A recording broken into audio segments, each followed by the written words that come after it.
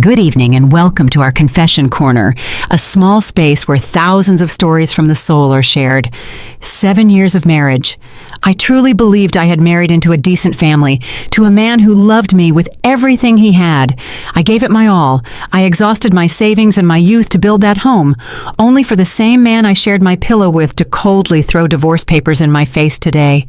He was kicking me out of the house I had helped build with the majority of my own money, and what hurts even more is my mother-in-law, a woman I always respected, tossed a torn bag at my feet with a cruel sneer. "Take this trash of yours too, and don't let me see your face again," she barked. Little did she know that when I opened that bag, a devastating secret would come to light, leaving me paralyzed and shifting the tragedy of my life in a direction no one could have ever imagined. The sharp click of my husband Julian Lockwood's pen as he set it down on the glass table still echoes in my ears like a hammer strike. Outside, Atlanta was in the middle of a heavy summer storm. Large, heavy raindrops lashed against the window, cold and melancholic, perfectly matching my mood at that moment. I sat motionless on the high-end leather sofa, staring at the divorce papers. Julian's fresh signature stared back at me like a mockery of my 7 years as his wife. I had a lump in my throat, unable to utter a single word. I looked at him, the man I fell in love with when I was 20 years old. For him, I hadn't hesitated to walk away from a promising career to become his unconditional support system. His face was still as handsome and elegant as ever, but the look he gave me now was so strange, so icy, that it chilled me to the bone. He was no longer the tender husband who held me every night and whispered words of love. The man standing there now was a judge and an executioner, discarding me like an old object. "Sign it." His voice sounded completely devoid of emotion. "This house is in my name. The car, too. You came with nothing and you should leave with nothing. It is easier this way. In consideration of our years of marriage, I will give you a sum of money enough for you to rent a small room and look for a new job." Every word he spoke was like an invisible knife stabbing directly into my bleeding heart. This house? I had personally contributed 2/3 of my savings to build it alongside him. The luxury car he drove was a gift I bought him with my year-end bonus, and now he had the nerve to say everything was his, that I was a parasite who should leave empty-handed. "Why?" I managed to choke out, my voice hoarse and trembling. "Julian, why are you treating me like this? What did I do wrong?" Julian let out a disdainful smirk, one I had never seen before. "You did nothing wrong, Maya. You just don't fit into my life anymore." He stood up and adjusted his designer tie. "My sister Sienna just got back from London. She has introduced me to new people, new opportunities to change my life. In that world, there is no place for a complacent wife like you." So that was it. All because of Sienna, the little sister I had loved with all my heart, whose 4 years of studies abroad I had financed. The day she left, I treated her like my own flesh and blood, emptying my savings so she wouldn't have to struggle. And now that she was back, the first gift she gave me was such a painful betrayal. At that moment, the living room door swung open. My mother-in-law, Mrs. Beatrice Lockwood, walked in. She was wearing silk pajamas and holding a paper fan with an air as calm as if she had just taken a stroll instead of witnessing the breakup of her son's family. She glanced at me sideways, then at the divorce papers on the table. Her sharp voice rang out with a tone of triumph. "What are you waiting for? Sign it already. Keeping a barren woman like you in this house is just a waste of space. 7 years and not a single heir for this family. What are you clinging to?" Her words were like a bucket of ice water over my pain.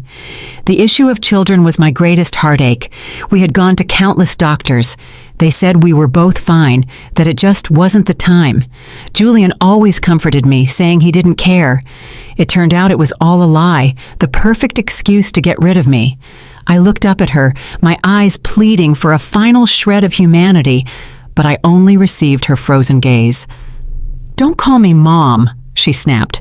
"I don't have a useless daughter-in-law like you. My son Julian has a bright future.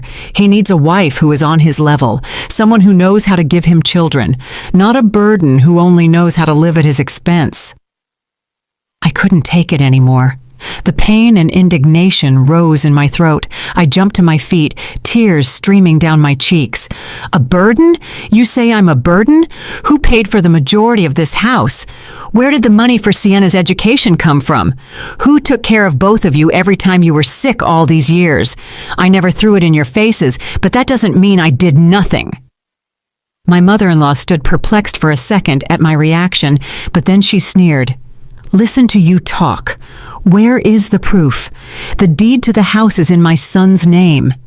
You gave that money to his sister voluntarily, and now you come here to claim it? How shameless." She turned to her son. "Julian, what are you waiting for? Throw her out. Having her here one more minute just dirties this house." As if he were only waiting for that order, Julian stepped forward, grabbed me by the arm, and dragged me toward the door. My suitcase, which I had already packed in a daze, was thrown into the entryway. "Leave! I'm out of patience with you!" He shoved me out the door, and I fell hard onto the cold porch floor. The rain was still falling heavily, lashing my face with a stinging pain. I looked back inside at the man who was my husband and at my mother-in-law, the people I had loved the most, who were now looking at me with strange, cruel eyes. The heavy iron gate began to close. Just then, my mother-in-law stepped out with an old torn cloth bag in her hand, the one I used to take to the farmer's market. She tossed the bag toward me, and it landed right next to a puddle of dirty water. "Take this trash of yours too, and get out of my sight!" she shrieked, and the door slammed shut, leaving me outside with the darkness, the rain, and absolute despair. I sat there, letting the rain soak me, my tears mixing with the salty water. I didn't know where to go anymore. I had lost everything. But perhaps out of curiosity, or a last shred of hope, I reached out my trembling hand and picked up the torn bag she had just thrown at me. I opened it, and what was inside took my breath away, opening a completely new chapter in my life. The evening storm showed no signs of letting up. I was huddled under the awning of a closed shop, soaked and freezing. My small suitcase lay abandoned beside me, and in my hands I held that torn cloth bag, the only thing my mother-in-law had granted me before shutting the door. How long had I been sitting here? 1 hour, 2, or more? I didn't know. Time seemed to have stopped, leaving only the pain and the emptiness eating away at my soul. My mind raced with thousands of unanswered questions. Why? Why had it come to this? What did I do to deserve such a tragic ending? 7 years. It wasn't too long, but it was enough for a woman to pour all her youth, faith, and hope into a marriage. I once thought I was the luckiest woman in the world for marrying Julian. When we met, he was just a boy from a small town in rural Alabama who had come to Atlanta to make a life for himself. He was kind, honest, and had a smile as warm as the sun. I was a recent graduate back then, starting to manage a small fashion boutique. Our love grew naturally and softly. He had nothing, but he had a sincere heart. He told me, "Maya, I have nothing now, but I promise I will work hard to give you the best life. I won't let you suffer." I believed that promise. I believed in his love. We married in a simple ceremony. No luxury cars, no fancy restaurant, just the blessings of family and friends. After the wedding, we lived in a small rented apartment. Life was hard, but it was always full of laughter. I continued with my business, and Julian worked as an employee at a real estate firm. My business prospered. From one small shop, I expanded into a chain of 3 designer boutiques with a loyal clientele and income that never stopped growing. I never hid anything from Julian. I shared every cent of income, every business plan with him. I wanted him to see that we were one, building our future together.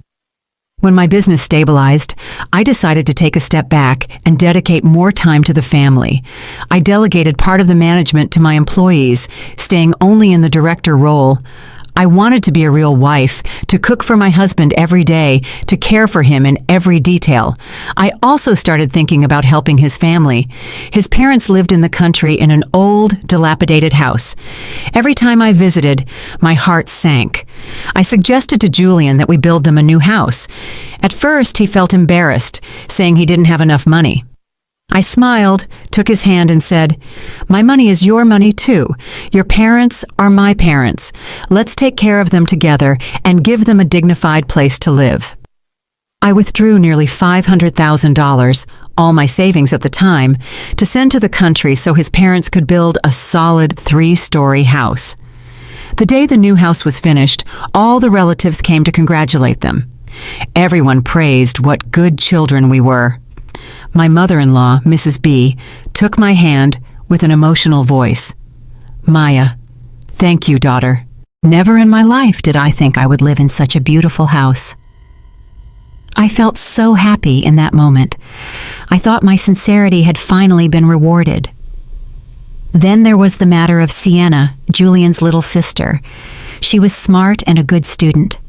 Her greatest dream was to study abroad, but her family couldn't afford it. Seeing the longing in her eyes, I couldn't stand it. I told Julian, "Let me take care of her. Consider it an investment in her future." At first, Julian hesitated, but eventually he accepted. For 4 years, I sent money to Sienna punctually every month without missing a penny. I sacrificed trips and luxuries my friends enjoyed, all so my sister-in-law could fulfill her dream. I thought that when she returned with her degree, she would be the pride of the family and grateful to her sister-in-law. But I was wrong. I was dead wrong. The change in Julian started about 2 years ago, after he was promoted to commercial director. He started coming home late. Business trips multiplied, dinners at home became scarce, and words of affection dried up. He started paying more attention to his appearance, buying expensive suits and designer watches. I wondered if work pressure had changed him, or if his new environment had pulled him away from the man he used to be. I tried to rekindle the flame, cooking his favorite dishes, dressing better at home, but I only received indifference, sometimes even irritation. "Don't bother me, I'm tired." That was the phrase I heard most in the last 2 years. I was sad, hurt, but I never thought he had someone else. I kept blindly believing in our love, in our 7 years of life together, until Sienna returned. She had changed completely. She was no longer the simple, modest student from before. She returned looking sophisticated, fashionable, and with a mindset I couldn't understand. She told me, "Maya, in these times, a woman must know how to enjoy herself, to invest in herself. If you keep staying in the kitchen, one day Julian will get bored of you." I just smiled, thinking she was joking, not knowing that was the first warning. Sienna often invited Julian out to nightclubs, to lavish parties that she said were for expanding contacts. At first, Julian refused, but then he started going more and more. He would come home smelling of alcohol with another woman's perfume on his clothes.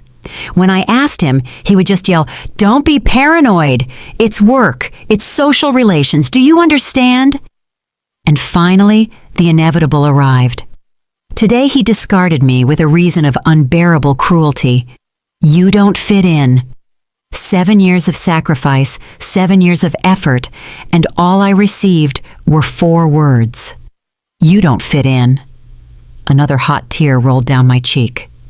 Where did I go wrong? Was it a mistake to love someone too much, to sacrifice too much for his family? Or was it a mistake to trust too much in the word marriage? The rain had let up, leaving only a fine drizzle in the air. The city lit up bright and glowing, but my heart was an abyss of darkness. Where do I go now? I couldn't go back to my mother's house in this pitiful state. I didn't want to worry her. I looked at the torn cloth bag in my hand. The only thing they had returned to me. Probably some old clothes I used to wear were inside. I smiled bitterly. Even at the end, they treated me like a beggar. But perhaps, before breaking down completely, I should see what was inside. It was an unconscious act, a last curiosity before closing a bitter chapter of my life. With trembling hands, I opened the bag and what appeared before my eyes left me stunned, unable to believe it. It wasn't just a secret, it was a truth that could change everything. Inside the old, tattered cloth bag, the first thing I saw wasn't wrinkled clothes as I had imagined. Instead, perfectly placed at the top, was a savings passbook with a dark blue leather cover, brand new. I picked it up, dazed. My hands were still shaking from the cold and the shock. What bank was this from? Why was it here? I had never had a passbook like this. With extreme curiosity and disbelief, I opened the first page. Account holder, Maya Vaughn Lockwood. It was my name, but it was the figure underneath that almost stopped my heart. $20 million. $20 million. I rubbed my eyes and looked at the number several times.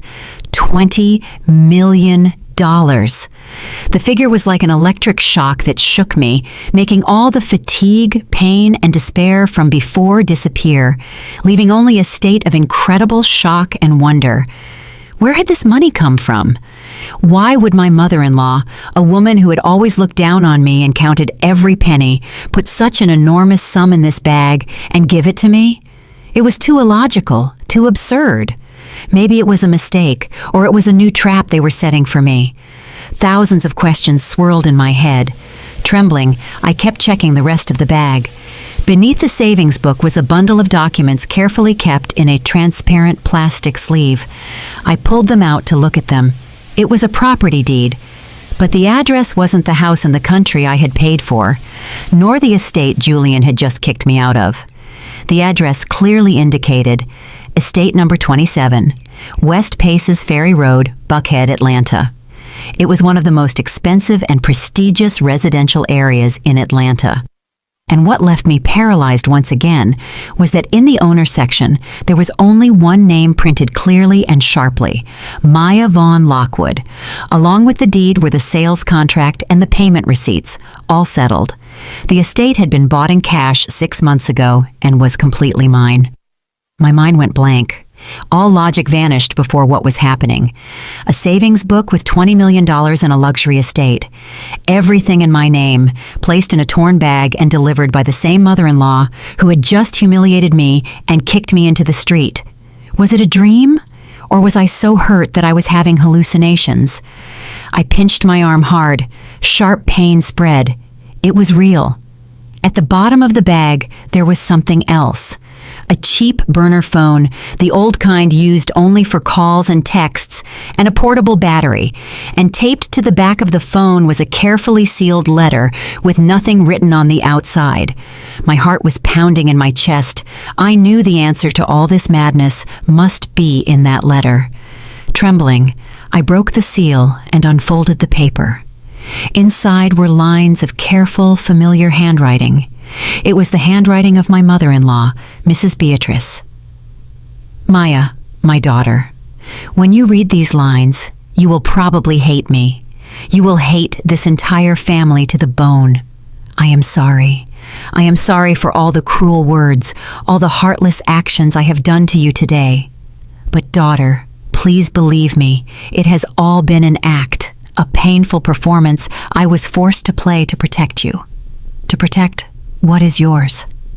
I froze. An act? I discovered the true faces of Julian and Sienna a long time ago. Julian hasn't just been unfaithful to you. He has conspired with his mistress to embezzle funds from your own company. And Sienna, the daughter I love the most, is not only an ingrate, but has incited her brother to steal your assets and throw you into the street to clear the way for his mistress. I overheard their conversation. They were planning to wait until they emptied your accounts. Then they would invent an excuse for divorce and leave you in the street with nothing. Every line of the letter was like a hammer blow to my head. Julian embezzling from my company? Sienna inciting him? How was it possible that I hadn't noticed anything? I tried to dissuade them, but it was in vain. Greed has blinded them. I knew that if I openly took your side, they would become more cautious and act faster. I had no choice but to play the role of an evil mother-in-law, to take their side so they would lower their guard, so they would believe I was with them. Only then would I have time to help you in secret. The $20 million are all my life savings, plus some land from the family inheritance that I sold in secret.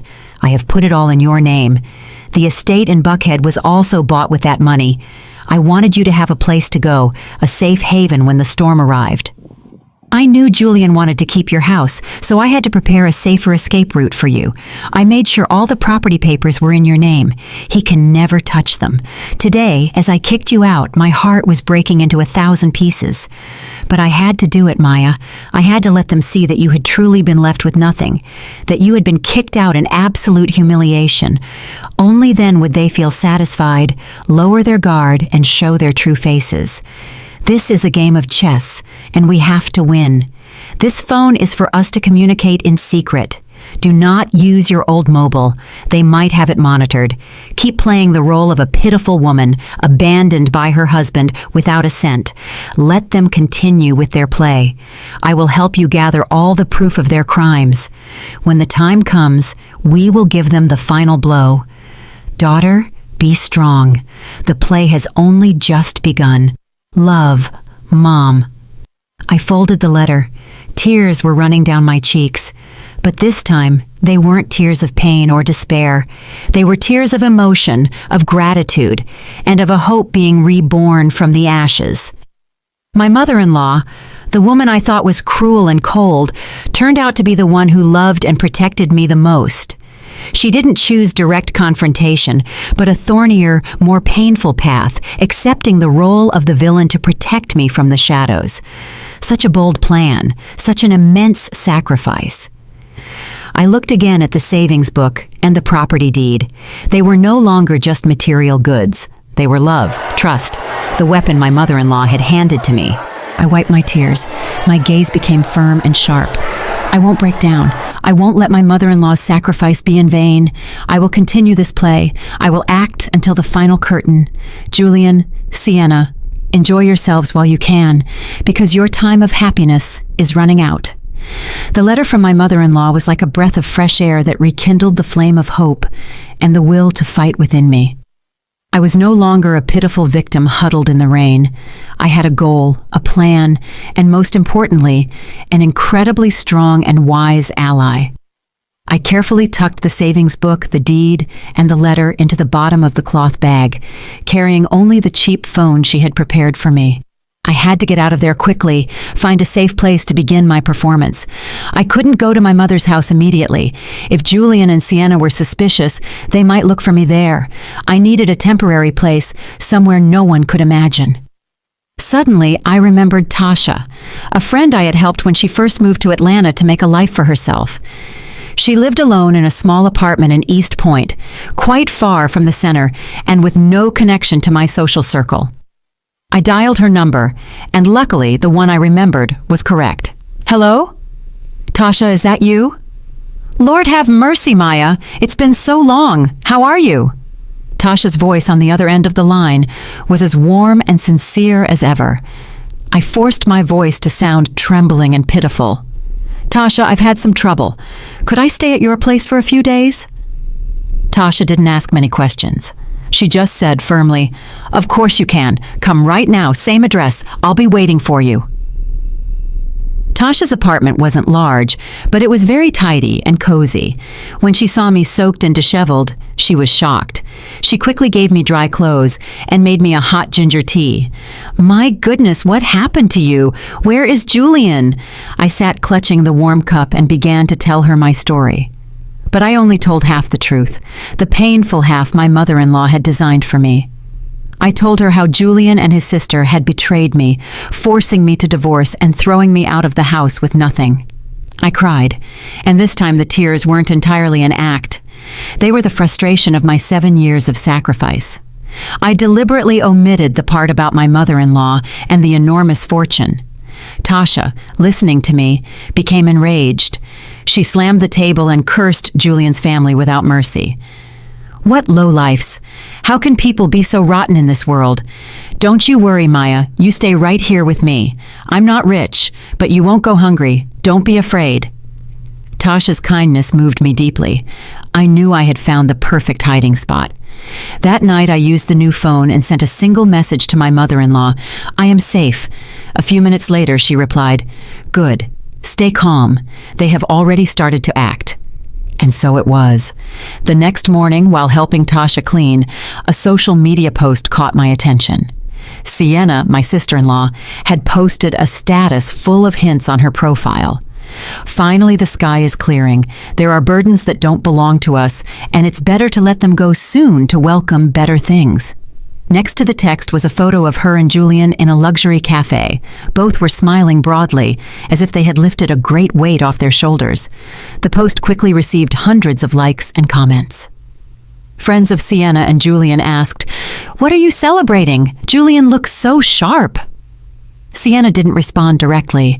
She just left smiling and mysterious emojis, increasing everyone's curiosity. I knew this was their first move, a test of public opinion. They wanted to create the image that our marriage had ended amicably, that I had left of my own will while they began a new and brilliant life. But their farce didn't end there. That same afternoon, my mother-in-law sent me a short audio recording through the secret phone. It was a conversation between her and Julian during dinner. "Mom, I've settled things with Maya. She was understanding, she signed voluntarily, and she left. I gave her a sum of money. I didn't want her to leave empty-handed." Julian's voice sounded pompous and magnanimous.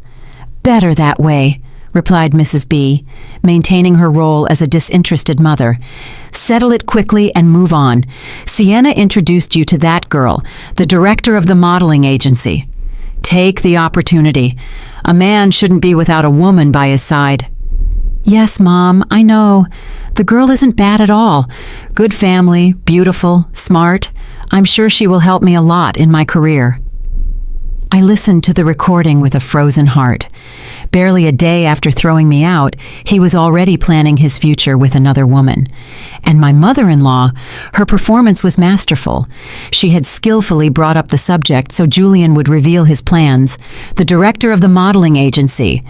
So that was the opportunity to change his life that Sienna was talking about. My marriage hadn't even officially ended, and they were already clearing the way for another woman, a more suitable woman with a better social position. That night, I couldn't sleep. I couldn't stop thinking about what my mother-in-law had written in the letter.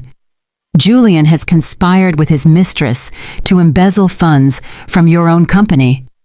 My company, although I had delegated it to my employees, required my signature for all important financial decisions and large transactions. How could Julian divert money unless there was a mole? Unless someone inside my company was helping him?" A name suddenly appeared in my mind, making me break into a cold sweat. Danielle Lockwood. Wait, no. Danielle Hollowell, my chief accountant. Danielle was a quiet, meticulous woman who had been with me for 5 years. I trusted her completely. I had entrusted her with all the accounting and finances. But I remembered that recently, I had heard employees gossiping about Danielle buying a luxury condo, something impossible on her salary. At the time, I thought her family must have money and didn't give it any importance, but now it all seemed incredibly suspicious. Immediately, I turned on my laptop and logged into the company's internal management system. I went to the finance section and reviewed all transactions from the last 6 months. My heart was racing. I reviewed hundreds of transactions. At first, nothing seemed abnormal. All expenses had valid invoices and receipts. But then I stopped at several payments under the concept of strategic marketing costs to a consulting firm with a very strange name, Rising Star LLC. The payments weren't huge, only a few $1,000s each time, but they were repeated monthly. The strange thing is that I had never heard of that company, nor had I approved any strategy related to it. I quickly searched for Rising Star LLC on the internet. The result left me stunned. The company had been founded only 6 months ago, and the legal representative was none other than Julian Lockwood. Everything was clear.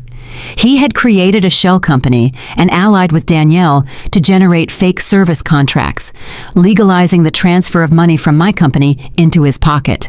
Such a sophisticated, cruel plot.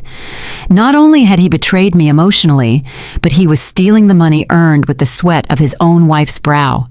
I sat in front of the computer. My hands were clenched so tightly that my knuckles turned white. The rage inside me reached its peak, but I knew it wasn't the time to act.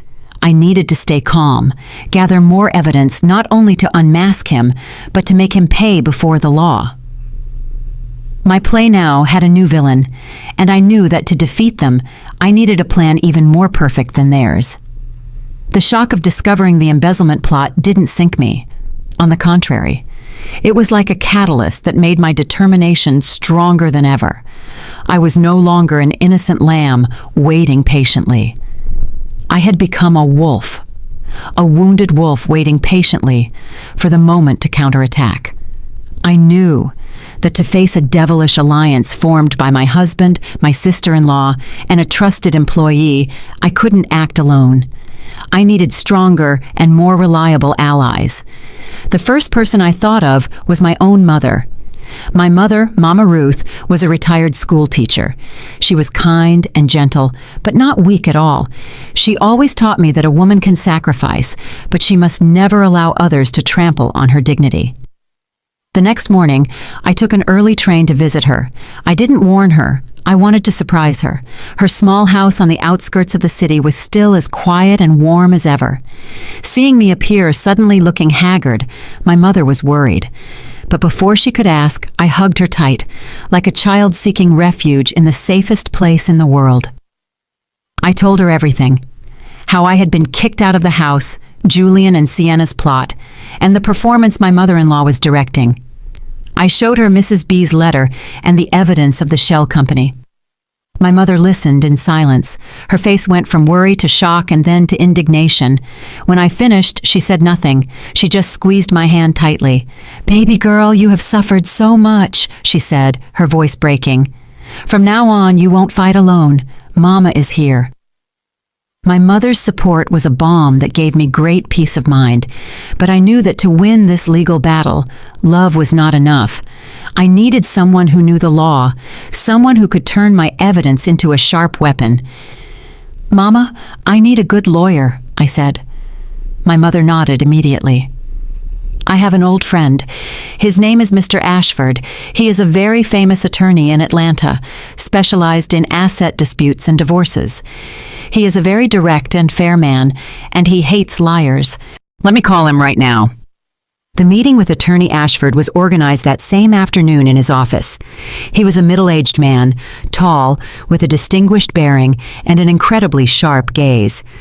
After reviewing all the documentation I provided, my mother-in-law's letter, bank statements, information about Julian's shell company, Mr. Ashford only nodded with an expressionless face. His calmness made me a little impatient. "Mr. Ashford, what do you think? Is there enough evidence to—" He interrupted me with a firm voice.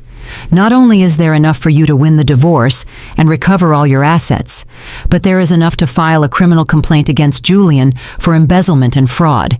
Even his sister Sienna and the accountant could be considered accomplices." He looked at me seriously. "But the question isn't whether we have enough evidence, but how far you want to go. Do you want to put your husband in jail?" His question left me paralyzed. Put Julian in jail? I had never thought about it. Despite how cruel he had been, he was still the man I once loved, my husband for 7 years. A part of me still hesitated. Seeing my silence, Mr. Ashford continued, "Maya, I understand how you feel, but you must remember that misunderstood mercy is a cruelty to yourself. Someone who no longer feels anything for you, who has deceived you and stolen the fruit of your labor, does not deserve your consideration. This battle isn't just to get back what is yours, but to prevent them from continuing to deceive other women." The lawyer's words illuminated the dark corners of my mind. He was right. I couldn't be weak at this moment. If I forgave Julian, it would be like tolerating evil. "I understand." I raised my head. My gaze became determined. "I want everything resolved according to the law. Whoever has done wrong must face the consequences." "Good. Mr. Ashford nodded, satisfied. Then let's start with the plan. For now, continue with your performance. Show yourself to be pitiful, desperate. The more you do, the more confident they will become. Meanwhile, I will discreetly gather more evidence, especially testimonies from employees of your company to strengthen the case. We won't attack immediately. We will wait for the perfect moment when they least expect it to give the final blow. I left the lawyer's office feeling completely secure. I had a clear plan, a defined strategy. I was no longer a small boat adrift in the ocean. I had a lighthouse guiding me and an expert captain. I returned to Tasha's apartment and continued with my role. I let myself look more haggard, eating and sleeping little, spending the day with a lost gaze. Tasha looked at me with pity and kept encouraging me. I knew her concern was sincere, but I couldn't tell her the truth. The fewer people who knew about the play, the safer it would be. Meanwhile, elsewhere, Julian and Sienna were celebrating their victory. My mother-in-law kept me informed. Julian had made his relationship with the model public. He took her shopping at luxury restaurants without any qualms. Sienna didn't stop bragging on social media about designer clothes and exotic trips financed by her dear brother. They were drunk with success, not knowing that an invisible net was being woven and slowly closing around them. I read my mother-in-law's messages, saw the photos of Julian and Sienna, and my heart no longer fluttered. I only felt pity for them. They were dancing happily on the edge of the abyss without realizing it. My performance continued. Every day I played the role of a failed and pitiful woman to perfection. I didn't contact Julian or show any sign of resistance. My silence made him and his family lower their guard completely. They believed I had accepted my fate, that I had surrendered, and that was exactly what I wanted. I needed them confident, arrogant, so that when I acted, they wouldn't have time to react. One night, while I was alone in my room, the secret phone vibrated. It was a message from my mother-in-law. Sienna is going to celebrate her birthday. She's planning a huge party at the most luxurious hotel in the city to introduce her new boyfriend and reaffirm her status. Julian is paying for everything. A brilliant idea crossed my mind. This was the moment I had been waiting for. A huge party with all of Julian and Sienna's friends and business partners present. The perfect stage to bring down the curtain on this play. I smiled, a cold smile in the darkness. Thank you, Sienna, for giving me such a good opportunity. Your birthday party will undoubtedly be an unforgettable memory. The plan for Sienna's special birthday gift began to take shape in secret, between attorney Ashford and me. Time was short, only 2 weeks. But with what we had, we were sure we could cause an earthquake. The first thing was to confirm the details of the party. I called my mother-in-law, maintaining my weak and pitiful tone. Mom, I heard that next weekend is Sienna's birthday. Mrs. B's voice on the other end sounded as cold as ever, but I could detect a hint of satisfaction. Yes, she plans to do it big. She's invited hundreds of people to the Ritz-Carlton. Her boyfriend is from a good family. She has to look good. Julian is supporting her in everything. He's taking care of the organization from A to Z. Wow, I replied in a whisper, faking sadness. Can I come, Mom? After all, she is my sister-in-law. My mother-in-law let out a dry laugh. What are you coming for? For people to look at you and whisper? Stay home and leave us in peace. I hung up and smiled. Everything was going according to plan. The less they wanted me to appear, the more impactful my arrival would be. Meanwhile, Mr. Ashford got to work.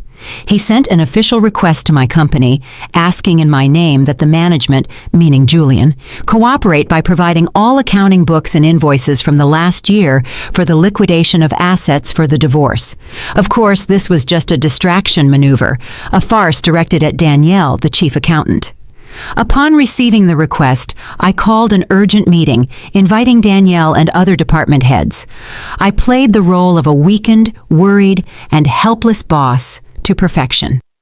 I said that my husband's lawyers were pressuring me, that they suspected financial irregularities in the company. I asked Danielle to prepare all the necessary documentation. Danielle, please, review everything carefully. I said, looking her directly in the eyes with a pleading voice. "I trust you blindly, but Julian's lawyers are very aggressive. If they find any error, not only me, but the whole company will have problems."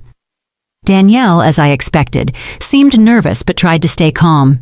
She nodded and promised to review everything. I knew that immediately after the meeting, she would inform Julian, and that was what I wanted. I wanted them to panic, to fear that their schemes were about to be discovered. I wanted them to act on their own to hide their crimes, and in doing so, they would make more mistakes. Sure enough, that same night my mother-in-law sent me another recording.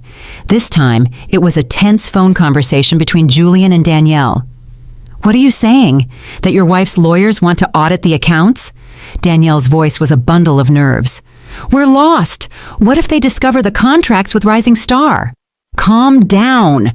Julian's voice also sounded worried, but he was trying to reassure her. "All the documents are legal. You just have to say they were real campaigns. Maya doesn't know anything about marketing. What is she going to check?" "But no buts. Now do what I tell you.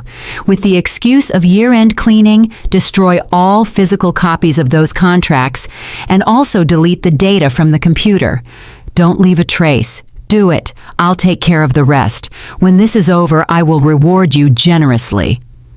The recording ended. I sat in silence. A deep disgust washed over me. Not only were they thieves, but now they were planning to destroy evidence. But they didn't know that all their movements were being watched. Attorney Ashford smiled upon hearing the recording. "Excellent. The destruction of evidence is a very valuable aggravating factor before a court," he said. "Now we just have to wait for the party." In the following days, I continued playing my role as a broken woman. I didn't go to the company claiming health problems and delegating everything to my department heads. I knew Danielle was taking the opportunity to carry out her plan, and I had secretly installed remote data recovery software on the company server. Every action of deletion or modification she performed was recorded. Meanwhile, Julian and Sienna were still busy preparing their party of the century.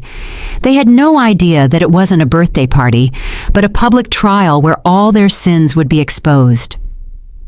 I also started preparing for my appearance. I didn't need to buy new clothes or put on striking makeup. My weapon wasn't my beauty, but the truth. I just needed to prepare myself mentally, keep a cool head to face the people who had trampled on my life without mercy.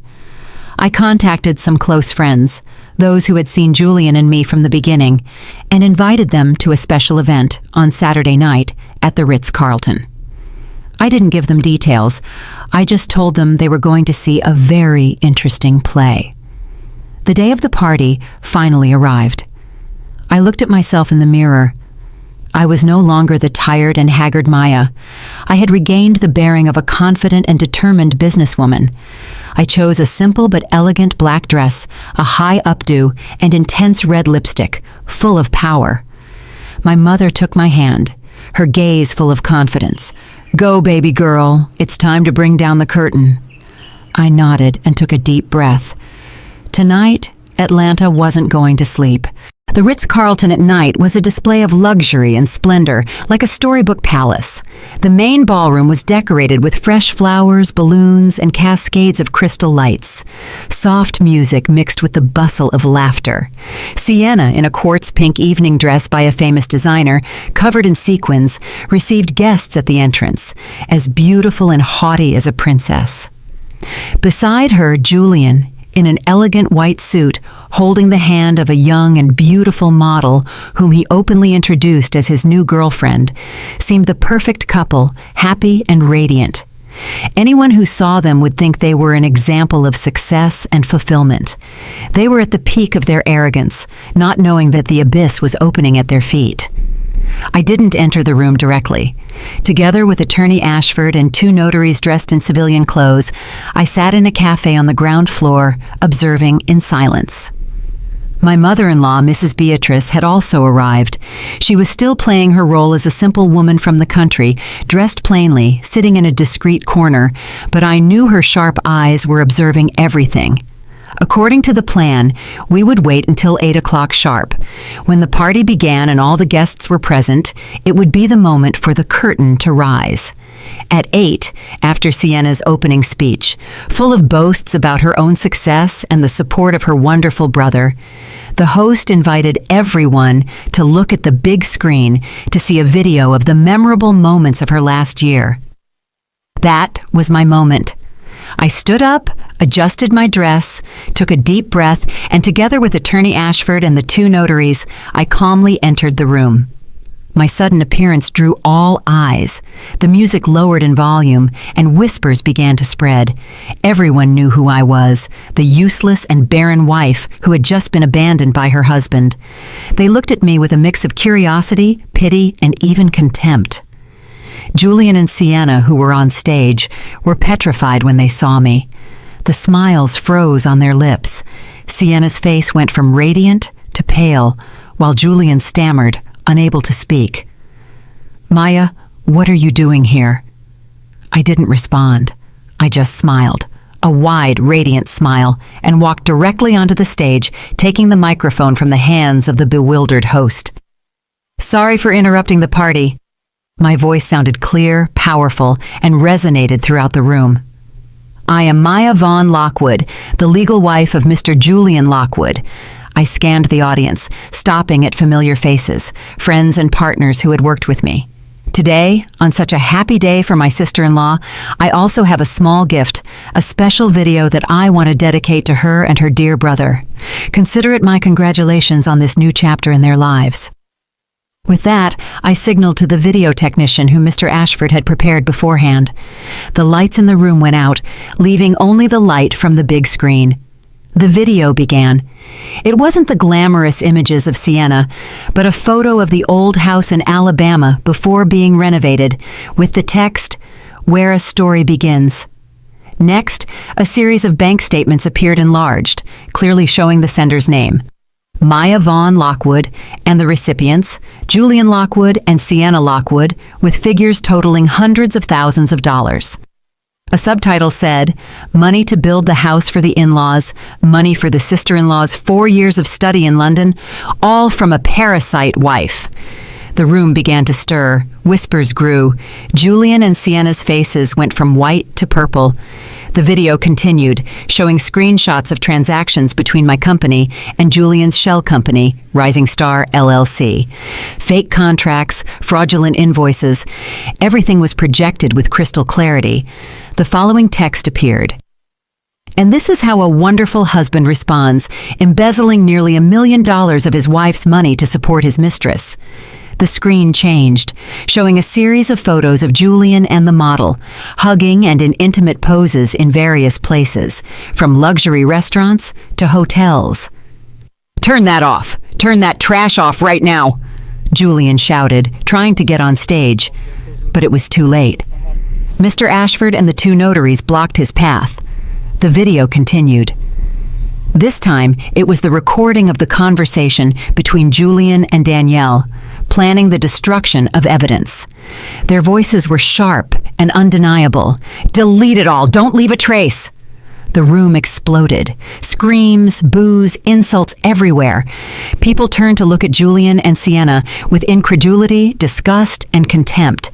The model, Julian's new girlfriend, was stunned, her face pale as wax. She didn't expect to be just a pawn in his game. The video ended with the image of the divorce papers Julian had thrown at me, with the miserable financial compensation and the demand that I leave with nothing. The last text appeared on the screen like a sentence. "Justice may be slow, but it always arrives." The lights in the room came on, and chaos broke loose. Screams, Sienna's hysterical crying, insults from guests who felt deceived. The journalists we had notified rushed onto the stage, pointing their cameras at Julian and Sienna, pelting them with questions. "Mr. Lockwood, how do you explain this evidence?" "Miss Lockwood, were you aware of your brother's fraudulent activities?" The lavish birthday party had transformed into a public trial, a tragic comedy where the two protagonists, Julian and Sienna, received everyone's verdict. In the middle of the confusion, I calmly put down the microphone and walked off the stage. My mother-in-law, Mrs. Beatrice, was waiting for me there. She took my hand. Her gaze was a mix of compassion and pride. "Let's go, baby girl. The play is over." I nodded and, together with my mother-in-law, calmly left the room, leaving behind the ashes of lies and greed. I didn't need to look back. I knew that from that night on, the lives of Julian and Sienna would never be the same again. The storm I unleashed at the Ritz-Carlton had a much greater impact than I had imagined. That same night, the video of the birthday gift and the recordings of the chaos at the party went viral on social media, spreading like wildfire. In a single night, Julian Lockwood went from being a successful commercial director to a fraudster and a villain condemned by society. Sienna Lockwood, from being a haughty princess and a brilliant student, was unmasked as an ingrate living off the sacrifice of her sister-in-law. Their scandal became the hottest topic in all forums and conversations. The shares of the company where Julian worked plummeted. Partners canceled contracts. Friends and colleagues turned their backs on him. They lost everything in one night: career, reputation, and the relationships they were so proud of. The next morning, the police initiated an official investigation. With the evidence presented at the party and my complaint, Julian and Danielle were called to testify. A travel ban was issued immediately, thwarting any escape plan. Meanwhile, my mother-in-law and I found a strange peace. After the successful premiere, we didn't return to Tasha's apartment or to my mother's house. My mother-in-law organized a short getaway to a resort on Hilton Head Island. She said we needed to get away from the eye of the hurricane and let the law and public opinion do their job. And most importantly, I needed to rest, to heal the deep wounds of my soul. For the first time in many years, I experienced a true sense of freedom. I walked along the white sand, listened to the sound of the waves, and breathed the fresh sea air. I no longer had to worry, plan, or act. I could be myself. My mother-in-law, Mrs. B, also seemed to have lifted a great weight off her shoulders.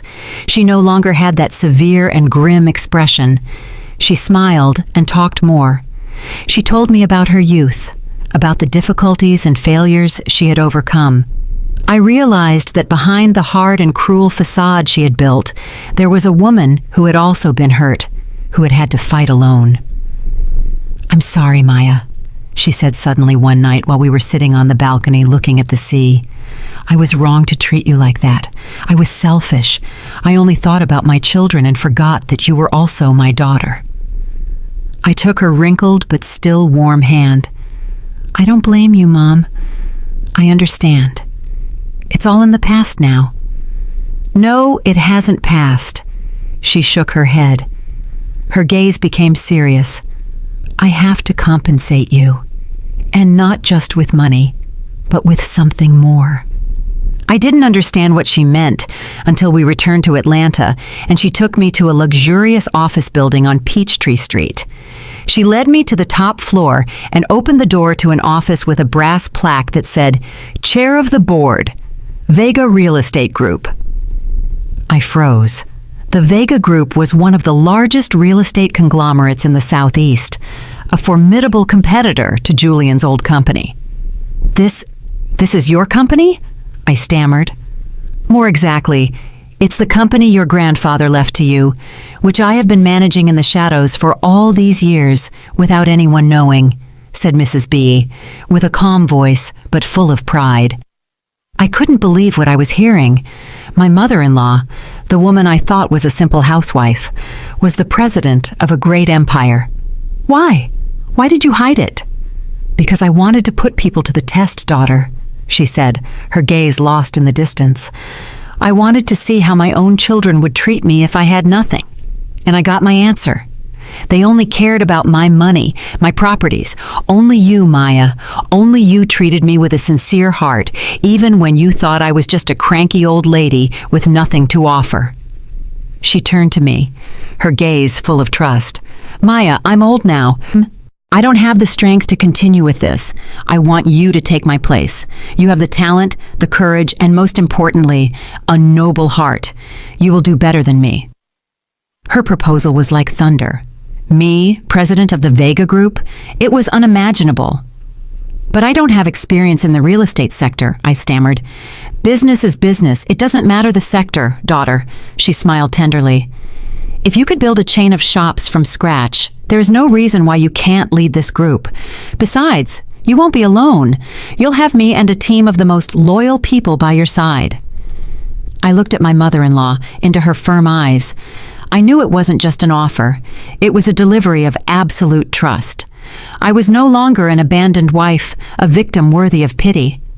I had the opportunity to start over, to build a career even more brilliant than before. I took a deep breath. Yes, I won't let you down, I said with a determined voice. That day, leaving the Vega Group building, I knew that my life had moved to a completely new page, full of challenges but also promises. I wouldn't just live for myself, but to live up to my mother-in-law's trust, to build a better future. And I knew that somewhere, Julian and Sienna, upon hearing this news, would regret it to the depths of their souls. But it was already too late. They themselves had destroyed everything they had. The news that Maya Vaughn Lockwood, the wife abandoned in Julian's scandal, was becoming the new president of the Vega Group overnight, caused an even greater shock than the scandal at the hotel. The business world of Atlanta was on edge. No one could believe that the woman they considered a useless parasite had such an impressive background. The newspapers and news portals once again dedicated rivers of ink to her, but this time it wasn't criticism or compassion, but admiration and wonder.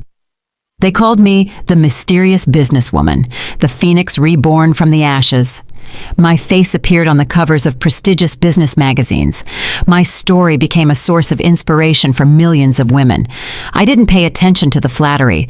I knew the road ahead was full of thorns. Taking charge of a group like Vega was no easy task. I had to learn, push myself 100, 1,000 times more. I immersed myself in work like a moth to the light. By day, meetings, project reviews, problem solving. By night, I studied financial reports, real estate market documents. My mother-in-law, Mrs. B, became my best advisor. She didn't intervene directly in management, but her advice and her valuable experience helped me enormously. She taught me to read people, to negotiate, to make bold but not reckless decisions. Little by little, I proved my worth. Under my leadership, the Vega Group was not only unaffected by the change in management, but experienced spectacular growth. I implemented new business strategies, bold and effective. New projects were launched successfully, generating enormous profits. The shareholders, initially skeptical, now trusted me fully and supported me. Meanwhile, the trial against Julian and his accomplices came to an end. With irrefutable evidence and public indignation, the court handed down a very severe sentence. Julian Lockwood was sentenced to 15 years in prison for fraud and embezzlement. Danielle, the chief accountant, received 7 years for complicity. Sienna, although she didn't directly participate in the embezzlement, was sentenced to 3 years of probation for her role as instigator and beneficiary, and she had to return all the money she had spent. I didn't attend the trial. I didn't want to see their defeated faces again. For me, all accounts were settled that night at the hotel. I was told that upon hearing the sentence, Julian shouted and cursed, blaming me and my mother-in-law for everything. Sienna fainted in the room. Their family was completely destroyed. Their parents, seeing their 2 children involved in legal problems, collapsed. They had to sell the house in the country to try to pay for lawyers, but it was in vain. They paid a very high price for their greed and malice. One afternoon, about to leave the office, I received a call from an unknown number. It was my mother. Her voice sounded hesitant. "Maya, Julian's parents, they've come to the house." I froze. "What have they come for?" "They've come to ask for your forgiveness," said my mother. "They're kneeling at the door crying, saying they were wrong, asking you to forgive them and save Julian. The neighbors have gathered to watch. What do we do?" I kept silent for a moment. A mix of emotions washed over me. Forgive? After all they had done to me? "Mama," I said with a calm voice, "please tell them that I don't decide Julian's fate. The law decides it, and that I don't have the power to forgive his mistakes. The only person they should ask for forgiveness is their own conscience. Tell them to leave, please. I don't want to see them." I hung up and leaned back in my chair. I am not a saint.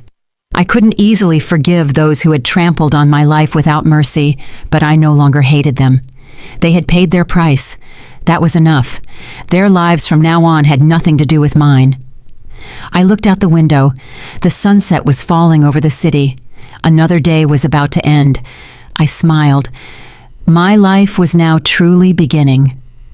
A life without deception, without hate, only with work, with my mother-in-law, and a promising future ahead. Life after the trial passed with a lot of work, but in peace. I dedicated all my energy to leading the Vega Group. Under my leadership and with the advice of my mother-in-law, the company consolidated itself as one of the pillars of the real estate sector. I also didn't forget my chain of fashion boutiques. I restructured it, opened more branches, and turned my brand into a beloved name among young people. I was no longer a woman living in her husband's shadow. I had become an independent, autonomous, and successful businesswoman. I also dedicated more time to myself and to my mother-in-law. We traveled together, went to spas, enjoyed good meals. I realized that happiness is sometimes as simple as being with the people you love, doing the things you like. My relationship with Mrs. B became increasingly close. We were no longer mother-in-law and daughter-in-law, but truly mother and daughter. She was not only my mentor at work, but my confidant, with whom I shared all my joys and sorrows. Sometimes she still mentioned Julian and Sienna with a sigh. I knew that in her heart she still felt the pain of a mother, but she never asked me to forgive or help them. She respected my decisions, my new life. One morning, while reviewing reports in my office, my secretary entered somewhat hesitantly. "President, a person named Sienna Lockwood is asking to see you." It had been a long time since I had heard that name. Since the scandal, Sienna had disappeared without a trace. She left her job at my old company and cut all contact. Why was she looking for me now? "Let her in," I said calmly. I wanted to see what else she could want from me. Sienna entered. She looked completely different. She was no longer the sophisticated and confident executive. She was much thinner, her face haggard, her eyes sunken, and with an expression of fatigue and fear. She was wearing an old office suit that had lost its elegance. Seeing me, she lowered her head, not daring to look at me. "Maya," she murmured. "Sit down." I pointed to a chair. "What do you want?" Sienna hesitated a moment and suddenly knelt before me, breaking into tears. "Maya, I'm sorry. I know I have no right to ask for your forgiveness, but I am so sorry. I beg you. Please save me." I was stunned by her action. "Stand up. If you have something to say it calmly." I didn't want to seem magnanimous, but I also didn't want to witness that humiliating scene. After a while, Sienna calmed down and told me her story. It turned out that after Julian's scandal, his mistress, the model, had quickly fled with a large sum of money that Julian had embezzled, fleeing abroad and leaving Sienna alone to face the consequences. Sienna, as a friend and accomplice, was implicated. Although she wasn't criminally prosecuted like Julian and Danielle, her reputation in the financial world was ruined. No company wanted to hire her. She lived marginalized and despised by everyone. "I've lost everything, Maya," she said through sobs. "Career, friends, honor. I have nothing left. I've been doing manual labor for months to survive. I can't take it anymore." She looked at me, her eyes full of pleading. "I know I don't deserve it, but I beg you, give me an opportunity to rebuild my life. I promise to do whatever it takes to amend my error." I looked at her in silence. An indescribable sensation washed over me. Should I forgive her? The woman who, along with others, had stabbed me in the back. But then I saw a reflection of myself in her. The image of a woman who had also lost everything, who had been at the bottom of despair. If it hadn't been for my mother-in-law, perhaps I wouldn't have been able to get up either. "Stand up," I said. My voice softened. "I don't want to remember the past. We all make mistakes. The important thing is to know how to repent." Sienna looked up. Her eyes opened with hope. "So that means you?" "I haven't said I forgive you," I interrupted her. "Betrayal isn't easily erased, but I can give you an opportunity." I took out a business card and wrote an address. "This is the address of a social assistance center that the Vega Group sponsors. They need an accountant. It's not a glamorous job and the salary isn't high, but it's enough for you to start over. Go there and use your talent to help people in need. Consider it a way to amend your mistakes." Sienna took the card, her hands trembling. She couldn't say anything. She just bowed her head. Tears of repentance were running down her cheeks. When she left, I followed her stooped figure with my gaze and felt a sensation of lightness. I realized that the sweetest revenge is not making your enemy suffer, but having the generosity to give them a way out, to let them face their own conscience. And more importantly, being able to transform the pain of the past into something meaningful to help others. That day I learned a true lesson about forgiveness. Life after forgiving Sienna seemed to enter a new chapter, lighter and more serene. The burden of the past had completely dissipated. I concentrated on my work and on caring for my mother-in-law. Under my leadership, the Vega Group consolidated its position in the market. We not only built luxury real estate projects, but also led social initiatives. The Magnolia Foundation, which I founded myself, helped hundreds of women entrepreneurs, creating a strong wave of female empowerment and independence. I became a role model, an inspiration for many. But in the depths of my heart, I felt something was missing. I had a career, money, fame, but not a true home. The huge estate, despite having my mother-in-law with me, sometimes felt empty. I longed to have a child, a little being to love and care for, so that my life would be complete. But after everything that happened, I no longer believed in love. I didn't want to put my life in a man's hands again. I thought about adopting, but my mother-in-law had another idea. One night, while watching a romantic movie, she suddenly asked me, "Maya, have you thought about getting married again?" I was surprised by her question. "Mom, what are you saying? No, I haven't thought about that." "Why not?" She looked at me with tenderness. "You're young, beautiful, smart. You deserve to be happy, to have a man by your side who loves and protects you. Not all men are like Julian." "But I'm afraid, Mom," I confessed. "Afraid that they will deceive me again, that they will hurt me." She took my hand. "I understand. But you can't close your heart forever over a stumble. Give yourself an opportunity and give it to someone else. There is someone I want to introduce to you. He is a very good man." I never imagined that my mother-in-law would become my matchmaker. The man she introduced to me was Adrian, the son of one of her best friends who had passed away. He was a pediatrician, 5 years older than me, divorced, and raising his little daughter alone. I had seen him a couple of times at family gatherings. My impression was that of a quiet man of few words, with a kind smile and a very warm gaze.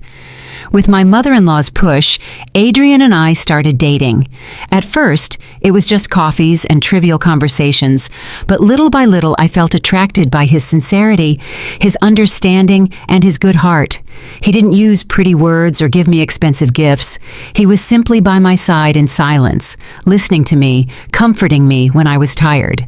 He also told me about his past marriage, about the pain and difficulties of raising a daughter alone. By his side, I felt at peace and could be myself. I didn't need to pretend to be strong or hide my wounds. He loved the real Maya, with my virtues and my weaknesses. Imani, his daughter, was an adorable and affectionate girl. She quickly became attached to me. Every weekend, the three of us went to the park, to the movies, for ice cream together. Seeing the girl's innocent smile filled my heart with a warmth I longed for, the desire to be a mother. One afternoon, while we were in the park, Imani ran toward me, hugged me, and said, "Auntie Maya, can I call you Mommy?" Her words took my breath away. Tears came to my eyes.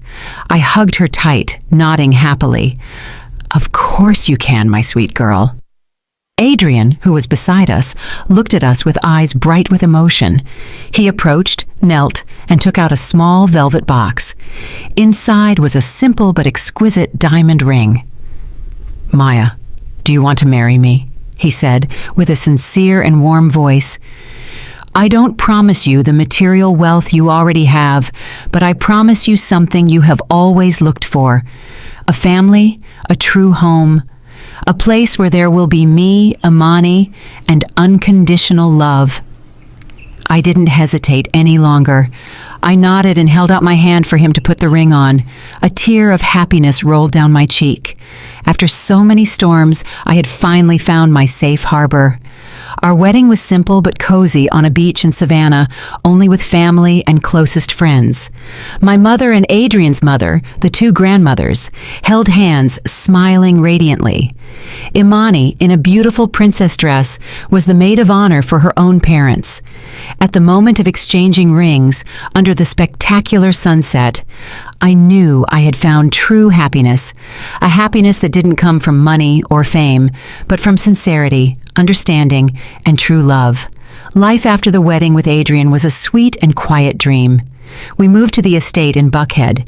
The house, once cold, now overflowed with Imani's laughter and the warmth of a true family. Adrian was a wonderful husband and father.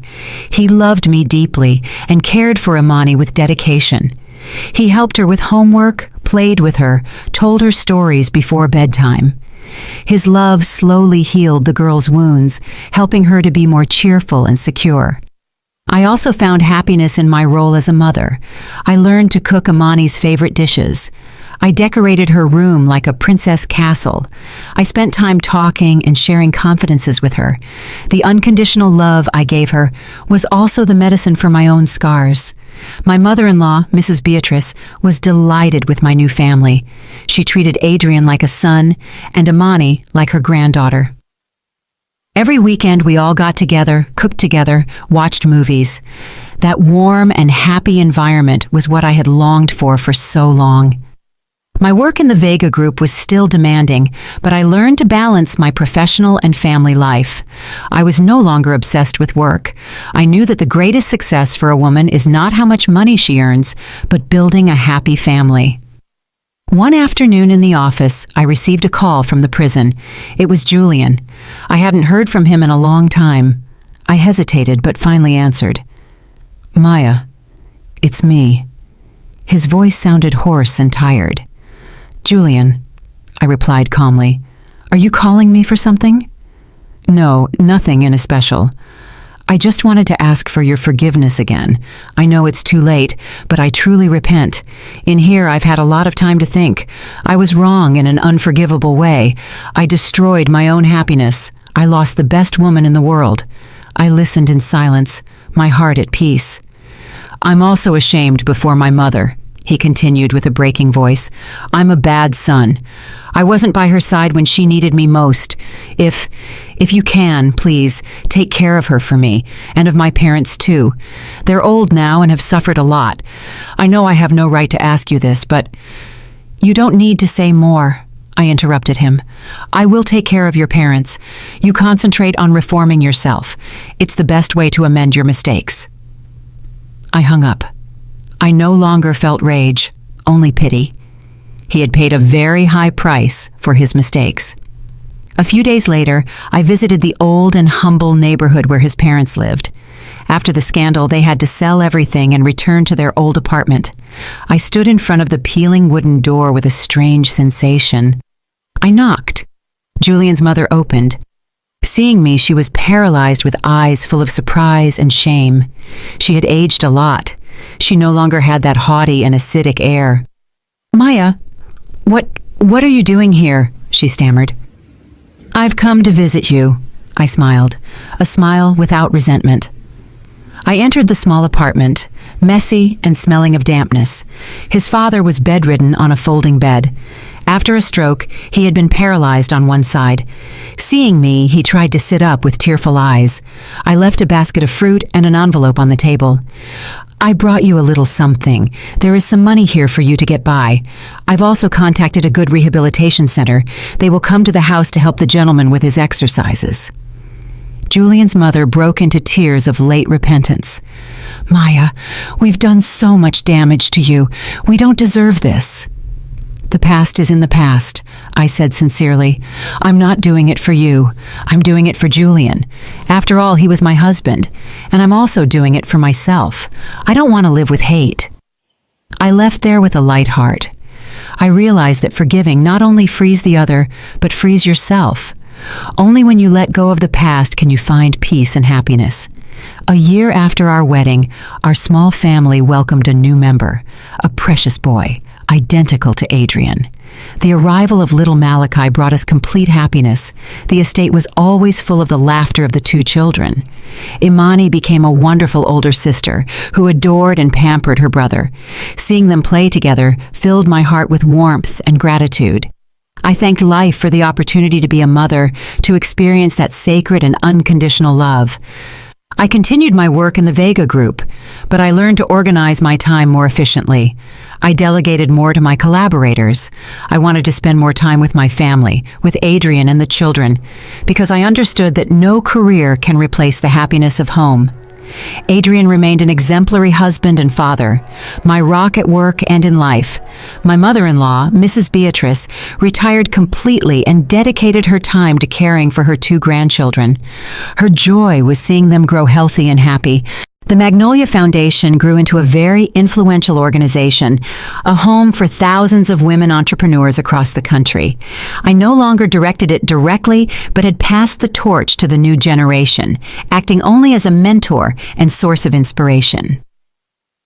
Sometimes I received news of Julian's family. His parents lived a modest and quiet life in their small town.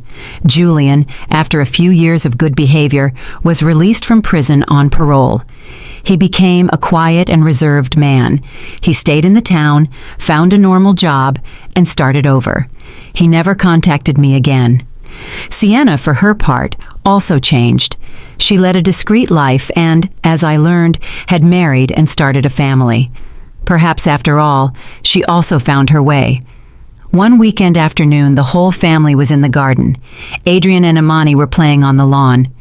My mother-in-law and I were rocking on the swing with little Malachi in our arms, watching the sunset. "Are you happy, Maya?" my mother-in-law suddenly asked me. I smiled and rested my head on her shoulder. "I am very happy, Mom. I have never felt so happy and at peace." "Me too," she said with her gaze lost on the horizon. "My life has had many storms. I thought I would never find happiness. But then you arrived, bringing light and hope. Thank you, my daughter." I hugged her, overwhelmed by emotion. My journey hadn't been easy. I had fallen, suffered, despaired, but I didn't give up. I got up stronger, more resilient, and finally found happiness, a real happiness. I looked at Adrian and the children laughing, at my mother-in-law smiling beside me, and I realized that life is like a painting with its lights and shadows. The important thing is to know how to go through the darkness, to find and paint our own bright colors. And I had found the color palette of my life. Years later, when I was the age my mother-in-law was then, and my hair was tinged with silver, I often sat on the porch to tell my grandchildren the story of my life, the story of a woman who went from the abyss of despair to the peak of happiness. The children listened to me with wide eyes. They didn't understand all the pain and intrigue. They only knew that their grandmother was a very strong woman. "Grandma, when I grow up, I want to be like you," said my eldest granddaughter. I smiled and stroked her head. "You don't need to be like Grandma, just be yourself. Live an honest and kind life and never allow anyone to trample on your dignity. That is enough." I received an anonymous letter. Inside, a handwritten note in trembling handwriting. "Mrs. Maya, I am Julian's father. I know I have no right to write to you, but before closing my eyes, I want to ask for your forgiveness. Forgiveness for everything. We were blind with greed. The price we paid was very high, but fair. I only hope that wherever you are very happy. You deserve it. I folded the letter. At peace. All resentment had vanished with time. My life was now a succession of quiet days with my family. Adrian and I, our children now adults and successful, Imani, a brilliant architect, Malachi, a talented entrepreneur following in my footsteps, and the grandchildren who filled our house with joy. My mother-in-law, Mrs. B, left us a few years ago in peace and surrounded by love. Before leaving, she took my hand and said, "Maya, I don't regret having chosen you. You did better than I ever dreamed." The Magnolia Foundation was now a global impact organization. I was only an advisor, a mentor for the new generations. Sometimes I looked back to that rainy afternoon, to the woman kicked out with a torn bag. It was no longer a painful memory, but a reminder of the value of strength, love, and forgiveness. From the balcony, I looked at the flowering garden. The wind brought a sweet scent. My life had been a long journey with ups and downs, laughter and tears, but I didn't regret anything. Everything that had passed had made me who I am today. A Maya who found happiness not on the outside, but in the peace of her own soul. And I knew that my story didn't end here. It would continue through my children, my grandchildren, and all the women of the Magnolia Foundation. It would become an eternal song about resilience, faith, and the beauty of life. A song called The Phoenix Rises. If you liked my story and want to hear more, go ahead and subscribe to my channel. If you'd like to support me, you can do it through Super Thanks. It would mean a lot. In the comments, tell me which city you're watching from and what time it is, so I can see how far my story reaches. I've added 2 more life stories on the screen just for you. Click one now and let's keep spending time together. Much love. See you soon.